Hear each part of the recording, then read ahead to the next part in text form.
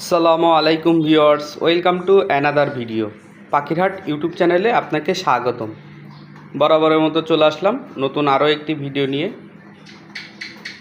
তো আপনারা কে কোথা থেকে দেখতেছেন দয়া করে চ্যানেলটি সবাই সাবস্ক্রাইব করে দিবেন এবং আমাদের চ্যানেলটার পাশে থাকবেন দয়া করে।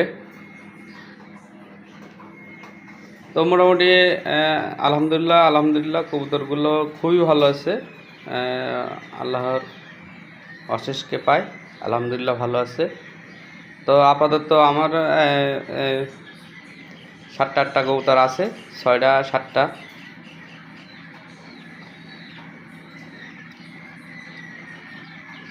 তো সকালবেলার খাবার দিলাম, এখন হলো সকালবেলার খাবার দিলাম। তো আলহামদুলিল্লাহ এখানে কিন্তু 3টা গিরিবাসের ইয়া করছি।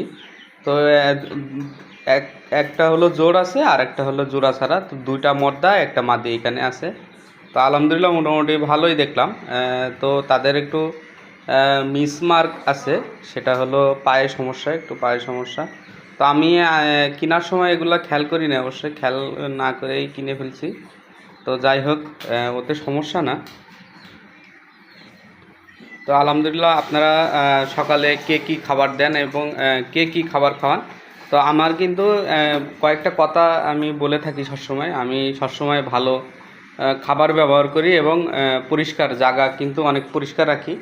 তো আমার যে ভিডিওগুলো আপনারা দেখলে বুঝতে পারবেন যে আমি আসলে কীরকম জায়গাগুলো কীরকম করে রাখি। এবং আমার প্রত্যেকটা ভিডিও আমি কিন্তু এই ভিডিও শুধু যে ভিডিও করার জন্যই যে এগুলো পরিষ্কার করি তা কিন্তু না, আমি এগুলো পরিষ্কার করে রাখি কারণ এটা আমার ঘরের ভিতরে। আমার এই যে খামারটা দেখতেছেন, যে কবুতরগুলো আমি পালি, এটা আমার ঘরের ভিতরে।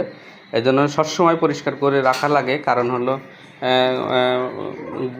গন্ধ কয় এই কারণে হলো আমি সবসময় পরিষ্কার করে রাখি। তো যাই হোক, আমার কিন্তু 7টা কবুতর মারা গেছে, এটা আপনারা কয়েক ভিডিওতে আমি বলছি এবং আপনাদের দেখাইছিও। তো আমার যেটা হলো লাহোরি সিরাজি ছিল, সেটাও মারা গেছে। তো সেটা অনেক দিন টিকে ছিল আলহামদুলিল্লাহ। তারপরেও ওষুধ মেডিসিন খাওয়ানোর পরেও তারে রাখতে পারি নাই, কারণ হলো খুবই খারাপ অবস্থা ছিল। তো যাই হোক, সবাই দোয়া করবেন। আলহামদুলিল্লাহ কবুতরগুলো এখন মাশাআল্লাহ ভালো আছে। সবাই ভালো থাকেন। আল্লাহ হাফেজ।